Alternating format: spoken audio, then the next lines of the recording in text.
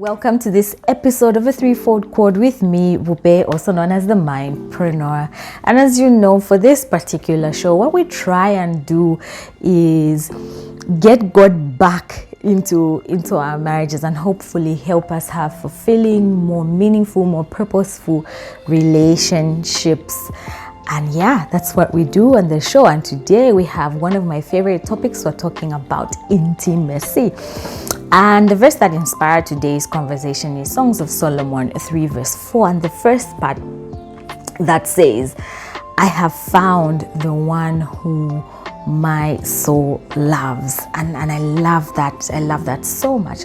So why intimacy? When we talk about a threefold chord, we're not talking about three strands or three cords of ropes that are standing apart. We're talking about one cord that is bound by three strands, that is tightly, securely bound by three strands. And honestly, this topic just came to me out of the blue, and it was just like, yeah, you know, when you think about a threefold chord, we're talking literally about intimacy. So God, and you know how in marriage counseling, but even now, like these days, because of social media and everything, you can see this analogy on Pinterest and everywhere where you have a triangle, right? God is at the top, man and wife on either side, and that is how the marriage is designed to work. And it speaks again to the connectedness, the importance of the three most important parties to a marriage being connected. And that's what really intimacy is about. And when I looked at the definition of what intimacy is, obviously again just Google, and I have my notes right here with me, it says it is close familiarity or friendship. Now I know when we talk about intimacy, a lot of the times it is very tempting to relegate it to sexual intimacy, right? But when you go to the general, more broad meaning of the word, we're talking about familiarity and friendship.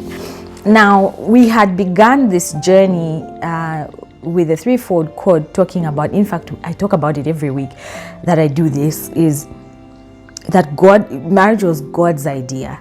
And in his idea, there was no time that he left man and woman to do it alone. He decided and designed it in such a way that he was always going to be a part of that union. So even in intimacy, he is a part of, he's very much a part of that. Okay? So what do we mean when we say close familiarity and friendship? It's speaking to one, for instance, affection, a sense of belonging, a sense of being heard, and even better than being heard is actually being understood. And so that's what intimacy is. And I say intimacy is, for me, at this stage, again, because these days I found a new phrase for myself, because I'm always on a journey. It's the fact that I am a woman in progress.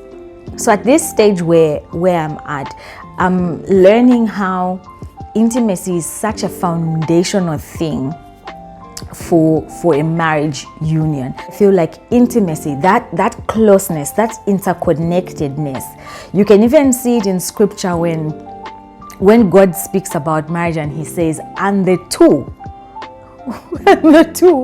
shall become one.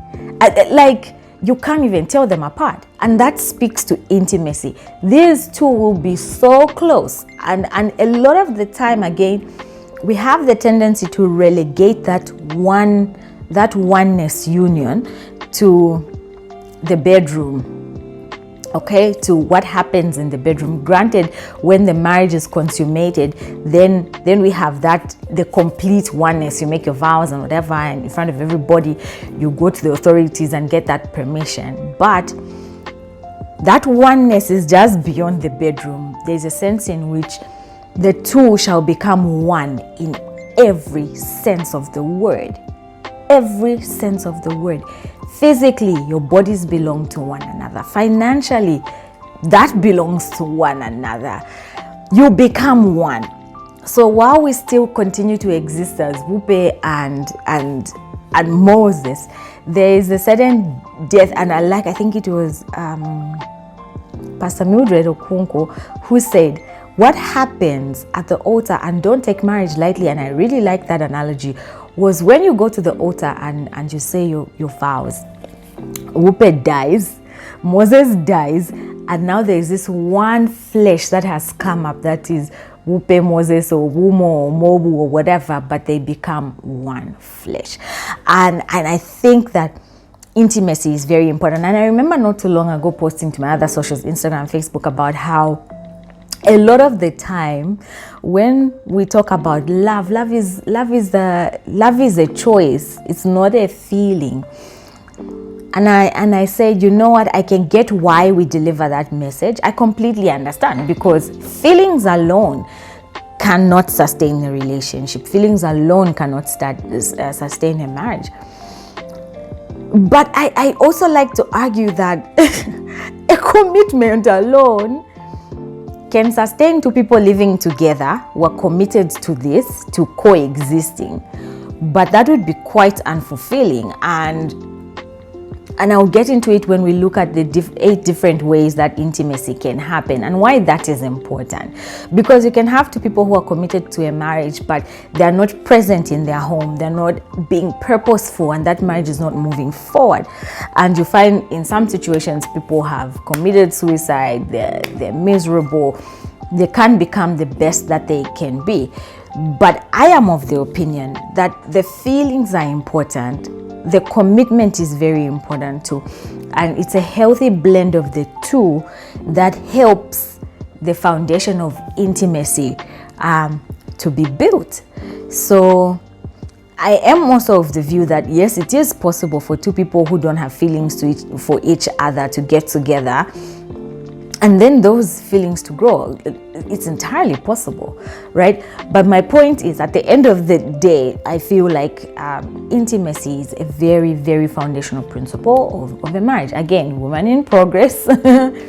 This is just where I am on my journey, and that is what I think. So, and that is the definition, right, of what intimacy is. It is close familiarity. It is friendship.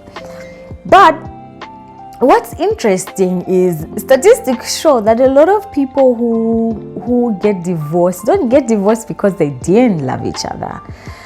It's because this doesn't work. This person does not understand me. We're just not getting along, right? And it boils down again to what? To intimacy.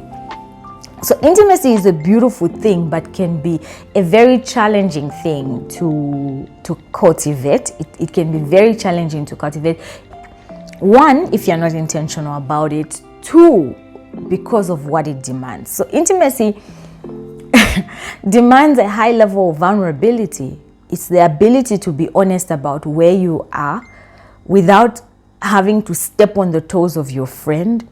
It's about opening up yourself to potential hurt, because the thing with vulnerability is you have no control of how the other person is going to receive it. You only have control of what you can give. And so that's what makes intimacy difficult for a lot of people, okay? Because it demands high levels of vulnerability. Again, intimacy has very little to do with how we agree, not how we agree. It has very little to do with whether we agree on everything. And like I'm saying, we'll go back to the definition. It's about familiarity, it's about friendship, right? So it has a lot to do with can I honor where you are now and what you are experiencing? Can I accept you as you are, and can I communicate to you that is what I'm doing? It has very little with we finish each other's sentences. I think it's the gift of being fully present with someone, and that someone sees you, and that someone accepts you, and that someone honors you, no matter how you show up to the table. That's what intimacy means for me. So that's what it is, that friendship, that familiarity where you can be you. And when someone offers you that gift, it's also the ability to acknowledge when they show you places where you need to work.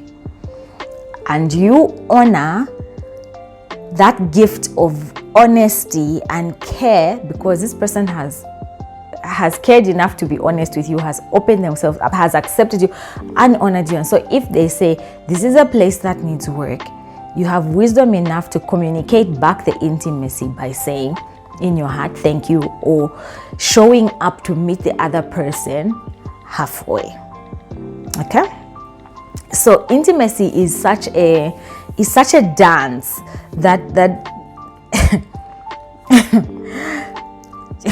it's work. Okay, you have to put in a bit of work, but it's not hard work. You know what I mean? You know how a lot of people say, oh, marriage, you know how a lot of people say marriage is hard. And I get that marriage is hard. Okay, marriage is hard, but not like that. Not like, it's not laborious. It's hard, but it's not laborious. It's just that for you to get something, for you to get the beauty out of it, you have to die a little. And it doesn't mean like you're being in pain, you're being hit. It's just about that inner struggle where you're trying to make room for the greater good of the us while giving up the me. So marriage is hard, but it's not laborious. Like yeah, I don't know how to explain it. And again, it speaks to intimacy in that you have to have the ability to be vulnerable and die a little to self to allow the other person. So what are some of the things that tend to block intimacy, right? It's avoiding important conversations. I think there are a lot of couples. I know someone who will be watching this and they'll be like, why did you take what I told you and use it in a video? Sorry, fam. There are a lot of couples who avoid confrontation, and like, just for us to move on, let's just move on from this. We will not talk about it. Okay? It's just have your way so that we don't have to fight anymore. So avoiding important conversations, your views on certain things, when you don't agree about something, because you're like, oh, I already know what he will say, I already know what she will say, right? And you robbing your partner an opportunity for growth. You actually, I dare say, you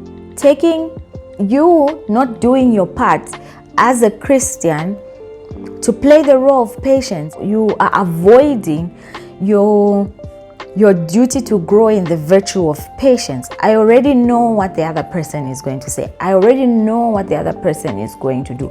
But when you know that whatever it is this person is about to do, the person you love, the person you are one with, is going to do, is only going to hurt them, and it's not for the greater good of the family. It will only pull you apart.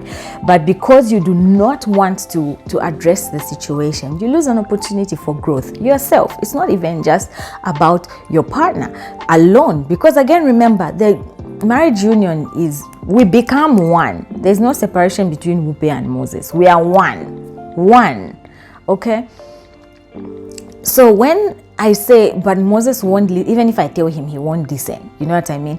I am robbing myself of an opportunity for growth. Remember that marriage is a tool for sanctification. It's not just for my satisfaction. It's about growing in the faith and growing in the things of God. It's about growing in my holiness as well, right?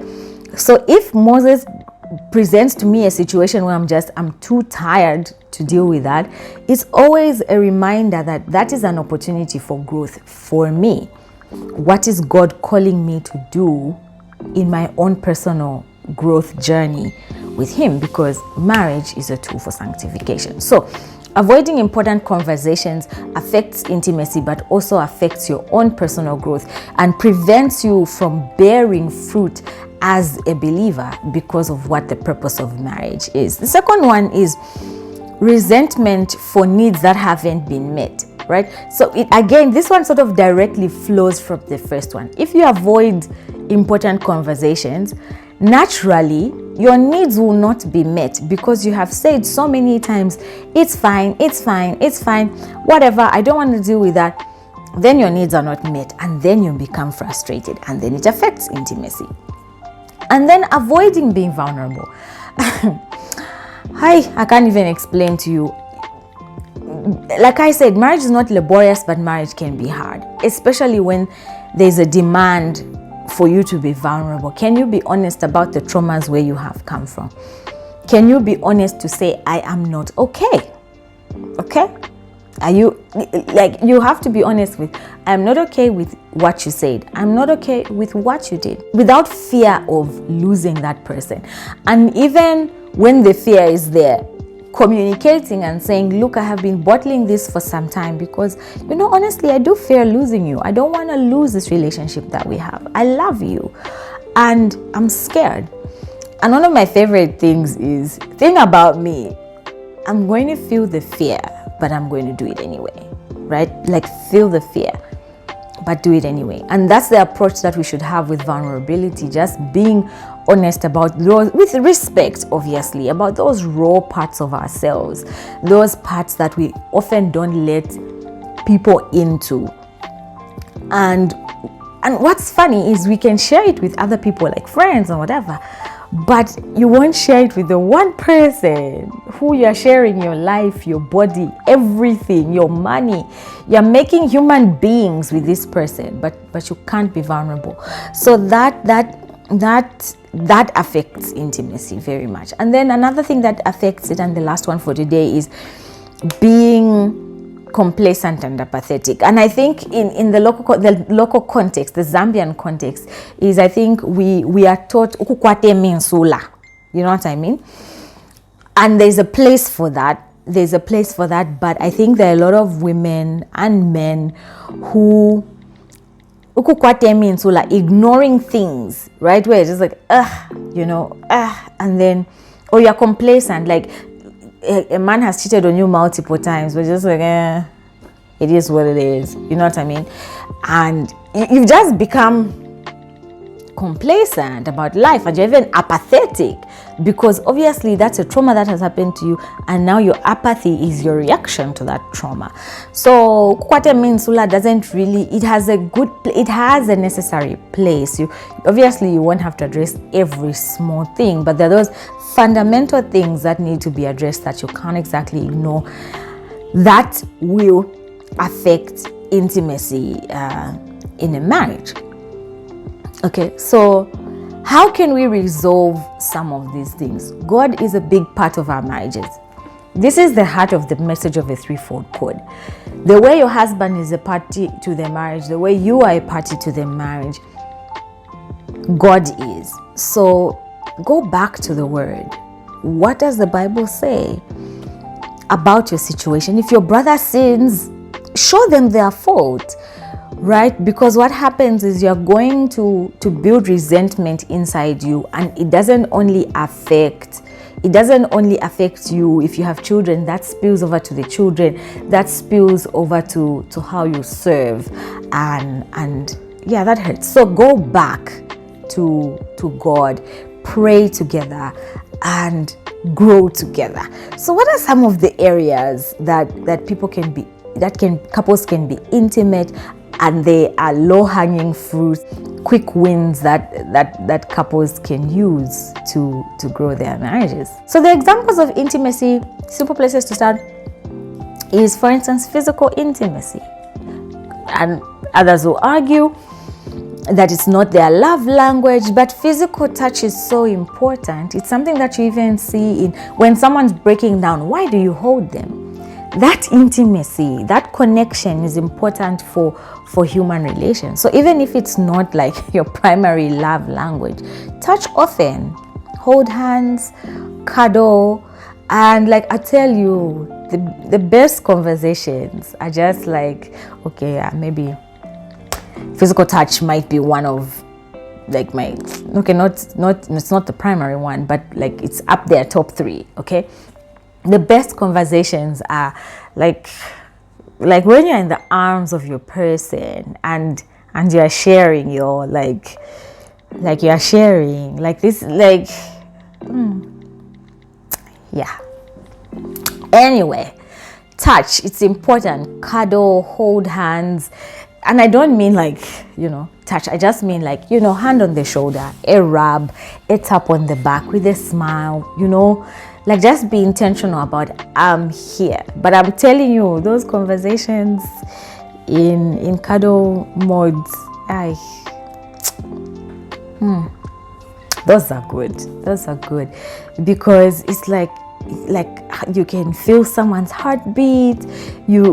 It's like you can, you can actually feel like, oh, we're one. We are actually connected. And when you talk, it's like, it just makes sense. You know what I mean? Like it's someone saying something and then you can hear their heart. I don't know if that makes sense. Look, there's this particular one cuddle conversation that I had, and it was amazing. It's just like he was talking and I could hear his heart. It's like when he's saying something, it's like when I say I hear you, where you can hear the undertones. I can hear your concerns, I can hear your fears, I can hear your joys, I can hear your desires. But you don't get to that place of those cuddle conversations minus time put in talking, getting to know that person, allowing them space to be themselves. And like I had said earlier, honoring them as a person, even when you don't agree with them, respecting them and loving them still. So when you get into that cuddle mode and you talk, it comes from a place not automatically because you're holding or because you're in this highly emotionally charged environment, just the two of you. It comes from a place where there is history. I know you. I hear you. I understand you. We've done life together. So when I hold you and when you talk and I share that vulnerable moment with you, you are safe. I'm safe. It takes work. It takes work. And I love those moments. I love those. So anyway, that was about physical. So touch, cuddle, hold hands. It's good even if it's not your primary love language. Emotional intimacy. So that was physical intimacy. And so emotional intimacy speaks to, again, it's closely like I had just, in fact, I've even explained emotional intimacy. Sharing needs, right? Sharing, this is what I need. Sharing feelings, this is how I feel. And what I find is there are a lot of couples who don't tell each other how they feel about each other. If you love someone, tell them. Tell them often, let them know. There's someone who once said, and I think I posted about it again, who said, no, I can't tell him I love him because he'll grow big-headed. Hi, talk about giving the devil a foothold. May I believe, like you will know. If I love you, I will tell you. You know I love you. I'm just that person, okay? So emotional, you share your needs, you share your feelings, you say I'm not okay, you say I am happy, even if it's not your personality. Becoming one flesh with someone is acknowledging that you are different. So you have to, share. You have to come out of your comfort zone. So if your partner needs you to share their feelings and just your innermost thoughts, what do you think? What are your dreams, And then there's also intellectual intimacy. This is a weakness of mine, man. Intellectual intimacy speaks to sharing of ideas, skills, opinion, exchanging on views. I feel like intellectual intimacy is like there has to be a love language. Is it quality time? I think maybe intellectual intimacy falls under quality time. but I highly value conversation. Not telling me stories, conversation. I like to share. This is what I'm learning. This is where I am, and I want to hear what you are learning, and I want to hear where you are at. Not tell, because there's certain people who it's not a conversation. You have a lot to say about something, but intellectual, I think, is another dance where this is where I'm at. Okay, I'm listening. Where are you at? This is where I'm at. This one is listening, and then you laugh about it, you share about it, and it's not about being at a perfect place. At the heart of it, intellectual intimacy is just about sharing. It's not about solution orientation, it's just about sharing, allowing your significant other, your partner, to find their own path. And when they need the solution, obviously there's a place to share that. But when we're talking about intimacy, it's room to share. And I love that. And then again, there's the bedroom intimacy, the sexual intimacy. And look, this is I think this would be rated like a family channel. While my heart wants to say a lot of things, my point is it still speaks to the physical and emotional, and being able to communicate what you need honestly and openly. So all I can say about that for now. And then there's a spiritual intimacy. Again, two things: intellectual intimacy and spiritual intimacy. Spirituality is such a journey. Christianity is such a journey, and it doesn't look the same in every season. And I think it goes again to sharing, the importance of sharing and honoring your person's journey, and your person honoring your journey too. It's not about finding the answer, it's about sharing. Intimacy is about sharing. Finding the answers together, great. Don't agree on the answers, great. But what do? You hear, and even better if you can understand. But that's what intimacy is. It's about sharing. And again, spiritual intimacy for me, another weakness. I think intellectual, creative intimacy, which I'll be getting to just now, and spiritual intimacy are my favorite three examples of intimacy, because creative intimacy speaks to making something together.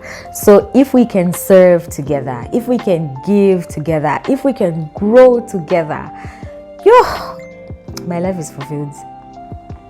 That would be perfection, you know what I mean? But that's another thing. There is no such thing as perfection. We're always on a journey of progress, and it's a dance. And intimacy, do you ever arrive? I don't think so. All you can do is grow, and it's up to you. You can grow in leaps and bounds, or you can grow slowly, but the goal is to grow. And then the last one is conflict intimacy, being able to disagree with respect. Okay? It's not again, it goes back to the same thing. It's about sharing. It's about honoring where your person is at.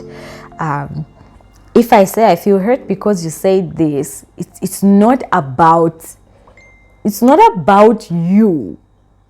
Okay? It's just, I was hurt.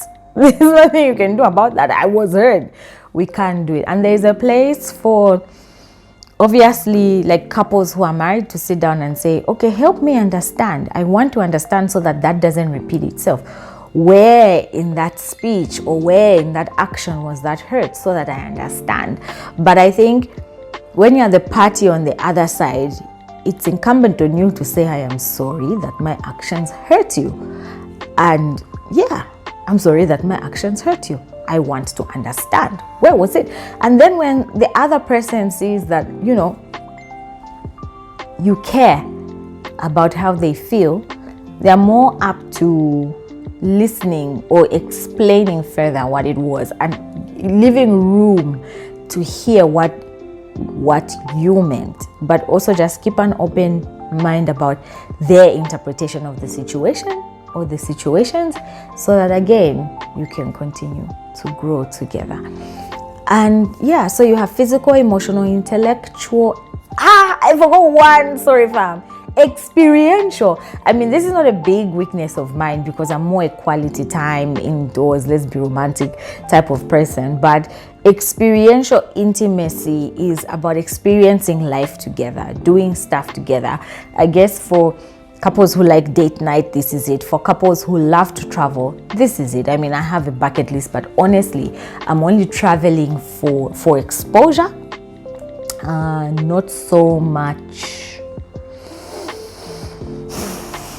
that I want to travel. Like, there's places I've seen in books that I would like to see, places I've seen in movies that I'd like to see, like the Eiffel Tower. I think that's really romantic, and I'd like to go there. I'd like to see the pyramids of Egypt because of the alchemist. So it's just experiential. But if that's a big deal for you as a couple, you should totally do that. You should totally do that. Okay, so that's all I had on intimacy, and going back to God and remembering that this is an important. Intimacy is foundational.